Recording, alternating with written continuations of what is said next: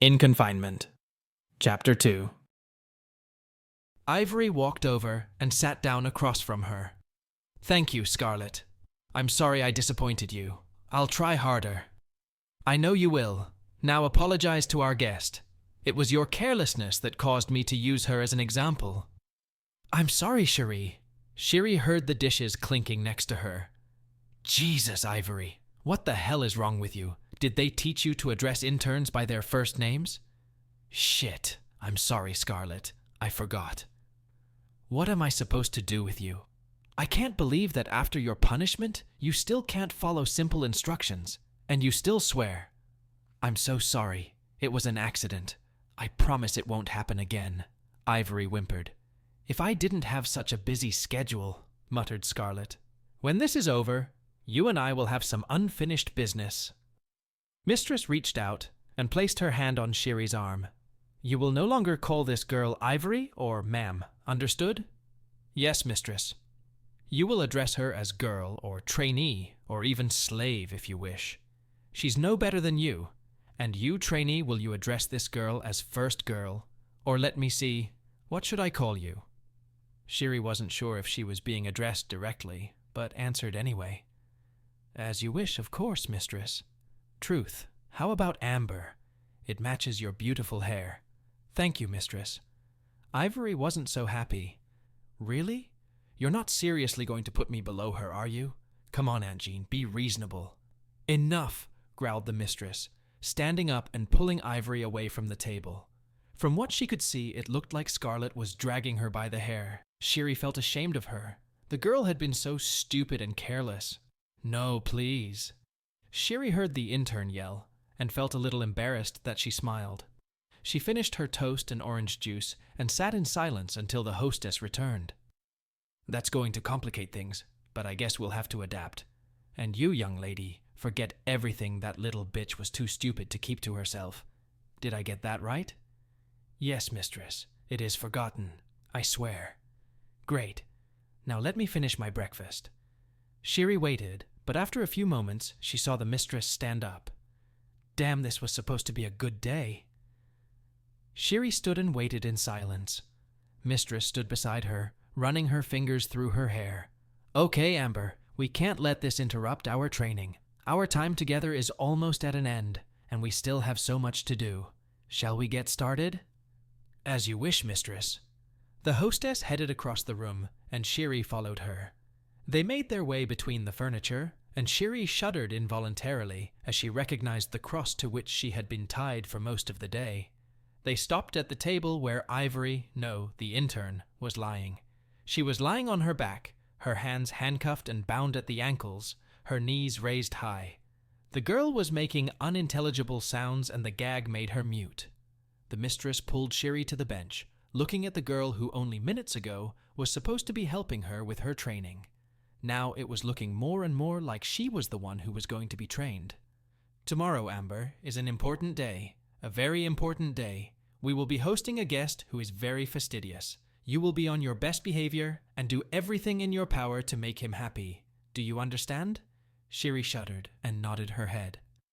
"Completely, mistress. I will not disappoint you." She watched with rapt attention again as mistress ran her fingers through her hair. "No, I don't believe you will. But he's used to experienced women, and you came to me completely unprepared." "I'm sorry, ma'am." "It's not your fault, child, and we've made excellent progress, but you're not quite ready yet. A pathetic demonstration like last night, when you almost got sick because of me, won't do. It won't work at all." "No, mistress. Train me, please, so I won't disappoint you." He might want to share you with men and women, and he'd be upset if you didn't live up to his expectations. You wouldn't like it if he got upset. He can be very harsh in his punishments. I wouldn't want that for you. You wouldn't want that, would you?" "No, mistress. I will do my best." "I know what you want. However, your experience with women is quite limited, isn't it?" "I have none, mistress." "Exactly. So, our trainee will give you pleasure, and you will learn from her. Afterward, you will show me what you have learned. Can you do that?" Cherie was already getting knots in her stomach. Using and sharing with a stranger? Serving women? To women? She felt sweat break out on her. She tried to speak, but couldn't. She opened her mouth, but nothing came out. Amber, you're going to be perfect. Trust me. He will love you. You can do this. For me. Do it for me? She shuddered, then nodded her head. Yes, mistress. I will not fail you. I will obey him completely, and do everything in my power to make him happy. For you. Mistress stood in front of her and kissed her gently. I know you will be. You will be perfect. I know it. Come. The hostess, Scarlett, took her by the hand and led her to a part of the room she had never been to before. She stood on a thickly padded platform and walked to the middle where the hostess told her to lie down. She stretched herself nervously. A few minutes later, the trainee was led to her and knelt between Sherry's legs, hands linked together. Let's start with the basics. Trainee, I'm going to remove your gag now. If you say one word or let me down in any way, I will beat you to a pulp. Do we understand? Sherry watched the girl nod vigorously. Feeling a hand on her breast, she gasped and turned her head to see Mistress prostrate beside her. Relax, Amber. Let her pleasure you. Don't get distracted. Her lips then nestled against hers and she kissed her fiercely. Good. That was a good start. Did I? Began Ivory. Not a word. Shut up and sit over there. You were hardly adequate. Don't piss me off again. Ivory crawled aside and sat motionless, obeying. Mistress stretched out beside Sherry, beckoning to her. Come on, Amber. I can't wait any longer. I hope I don't disappoint you, Mistress. I'm sure you won't. I'll give you a referral to help you if you need it. Don't be alarmed if I do. Thank you, Mistress. Leaning forward, Sherry followed the order Ivory had taught her. Oh, Amber, that's so good. Her mistress kneeled down and moved closer. That was wonderful. You are a quick learner, child. Thank you, ma'am. I'm glad I didn't disappoint you. Scarlett chuckled. Disappointed? Hardly. They took a short break for lunch, but the sullen intern complained about her treatment, and she was gagged and punished again. Sherry felt sorry for her. The girl was so lacking in discipline. Nothing to do with the mistress. After lunch, she was taken to where the trainee was still bent over the horse. Mistress removed the gag from the trainee's mouth, warning her not to speak out of turn. I'm going to let you choose. Either I will punish you or Amber. Which do you prefer? Amber, please, the girl pleaded. Child, you will spank her with your hand. This provides the most immediate feedback. 20 strokes, please, and spread them around. Do not make it easy on her, or I will finish the job for you and give you the same. Understood? Yes, mistress. Sherry was torn. She didn't want to hurt the girl, but she knew mistress would be hard on both of them if she didn't do her due diligence. Drawing on her own experience, she gave the trainee a good spanking until her hand was red hot, and the girl's cheeks and the tops of her legs were bright red. Ivory seemed to be learning and counted down the strokes without wiggling too much or crying out more than a couple times. We don't know what our guest expects of you, but it's best to be prepared for all eventualities. Let's put this on you for the next lesson. Exhausted and in pain, the three women took turns caring for each other, applying soothing balm, with Mistress and Sherry receiving massages from the penitent trainee. Scarlett, I've learned my lesson, Ivory said softly, massaging Mistress. I don't need to be an intern anymore? If you've learned your lesson, why are you talking to me? Scarlett sighed. Aren't we done yet? I'm not sure how long it will be before you're done. Now be quiet. She turned her head and addressed Sherry, who was relaxing beside her. We did the best we could. You did a good job today. Thank you, mistress. I know I'm not ready yet, but I promise I'll do my best. I know, I wish we had more time. I could teach you a lot, but tomorrow's a big day. Just do your best. I will, ma'am. Thank you. Over a light dinner, they discussed the training they had received. Sherry was surprised that she was treated almost as an equal. The hostess explained some of her guest's preferences, discussed his predilections and habits. Mistress sighed. It's been a long week, Amber. We've done the best we could. Get some rest today. Tomorrow will be very busy. One more day of good behavior, and your little vacation with us will be complete. I'm sure that's good news for you. Happy you're done with us? Sherry blushed. This week had been excruciating, but at the same time, the most exciting week of her life. Nothing like the dull 9 to 5 hour existence of her daily life. At first she was scared for her life, but now she was scared that it would all end and she would go back to the boring routine of her previous life. The landlady laughed. Poor girl. You'll never be the same again after this. You don't have to go back to your old life, you know.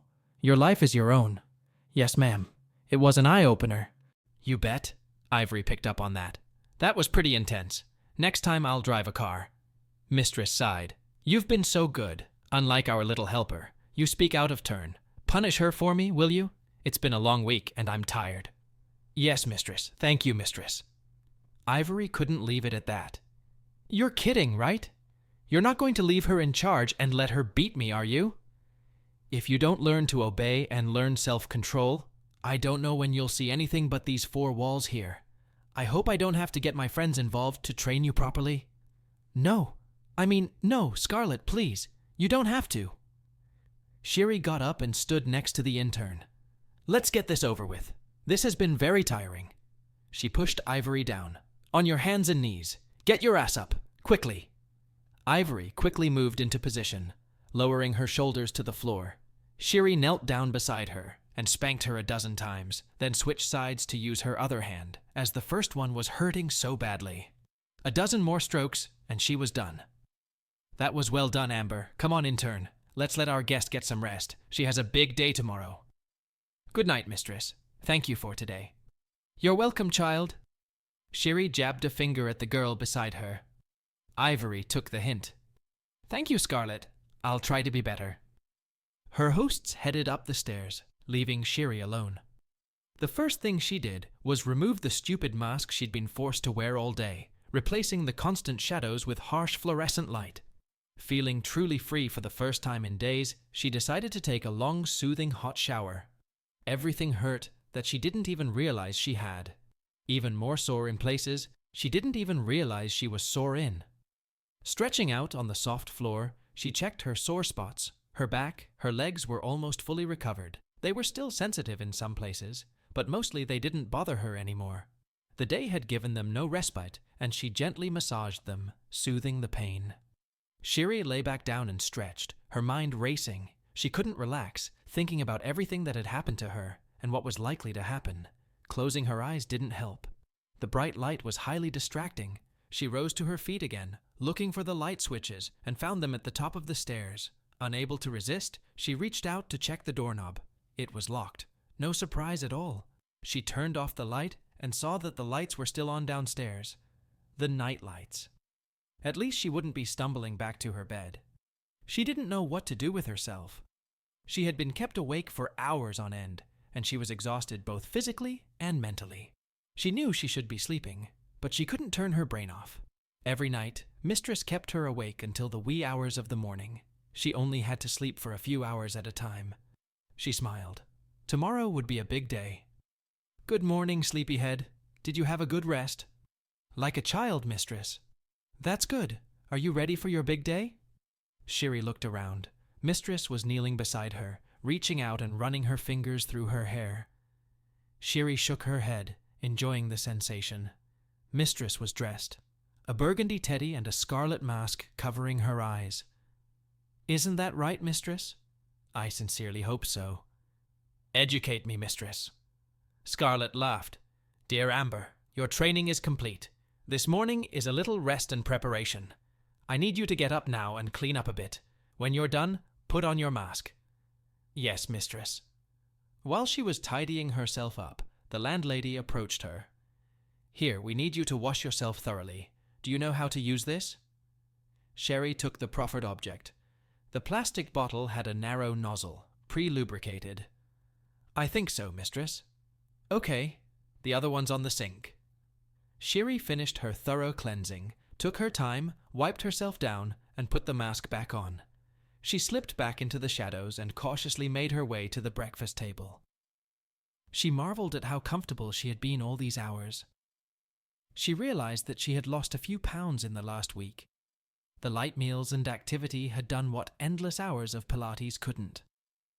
After a light breakfast, Sherry was surprised to find that the quiet and obedient Ivory had joined them. Together, Ivory and Mistress made her lie down on one of the tables and gave her a long massage, applying lotion to the last fading bruises and scars and adding some light makeup to cover up the last marks. When she was done, she was given an outfit to try on. She squeezed into the tight red slip dress, letting her assistants make the necessary adjustments to make it fit properly. The silly outfit made her feel more exposed than naked. And after all, she practically was. The few ounces of material nothing more than underwear. "This is perfect. You're going to be a hit," Mistress exclaimed, making her turn around.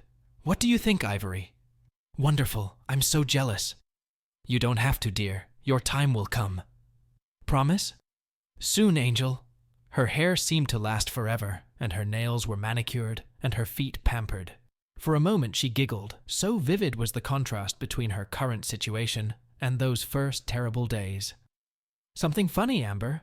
asked Mistress from her seat beside her, where she was also being taken care of. "What a difference a few days makes, Mistress."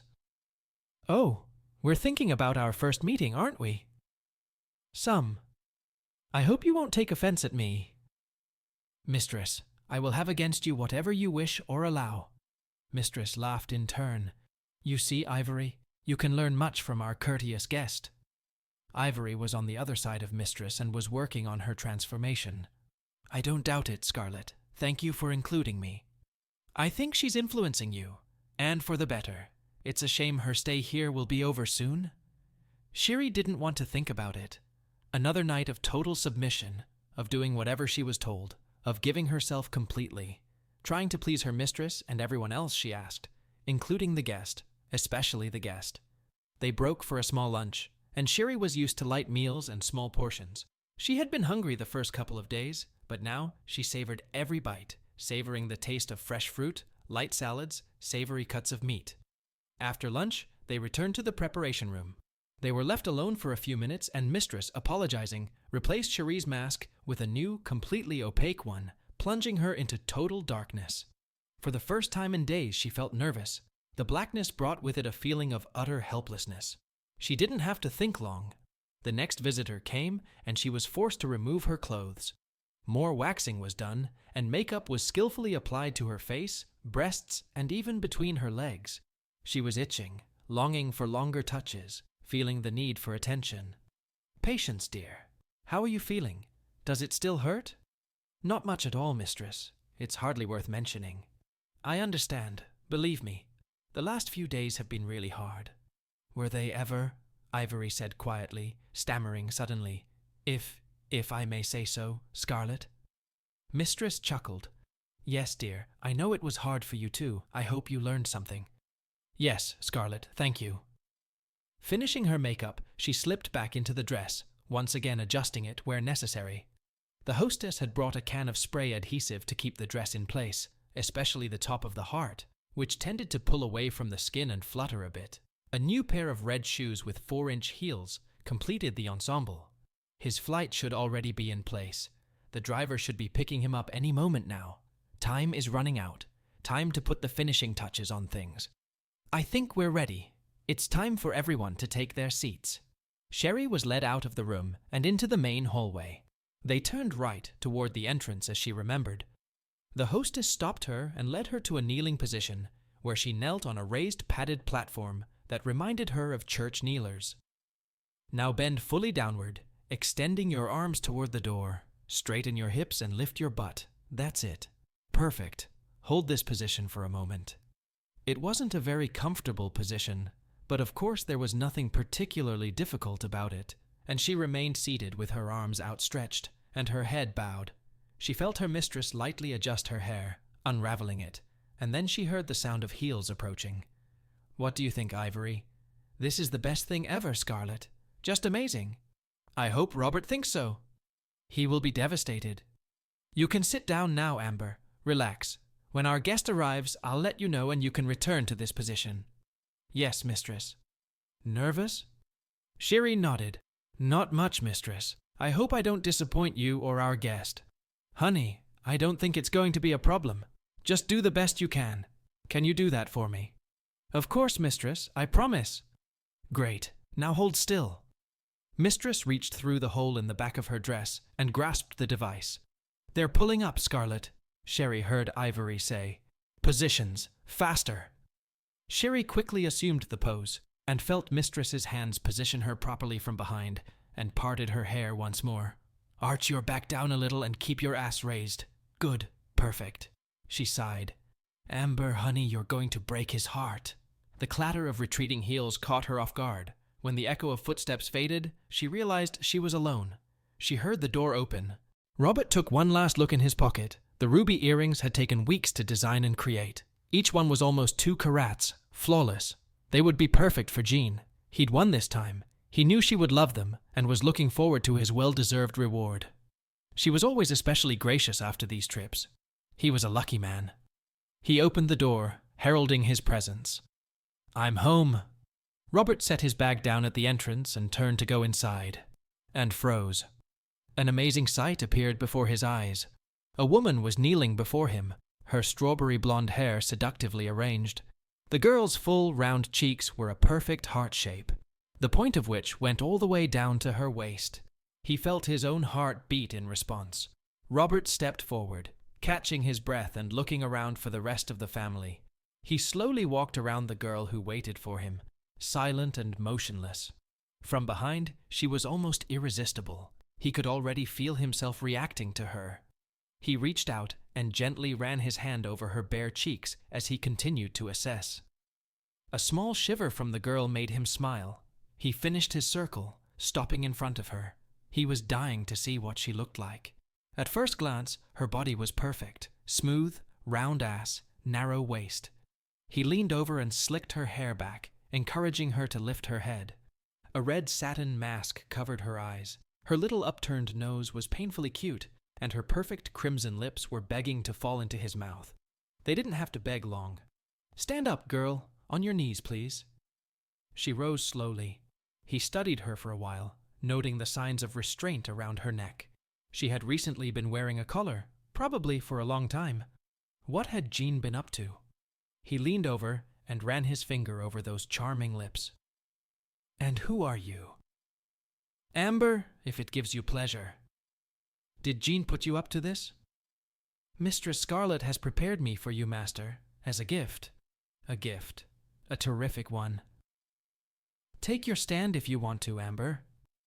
"Yes, master," she replied softly, reaching forward again as gracefully as possible. He heard heels clacking on either side of him.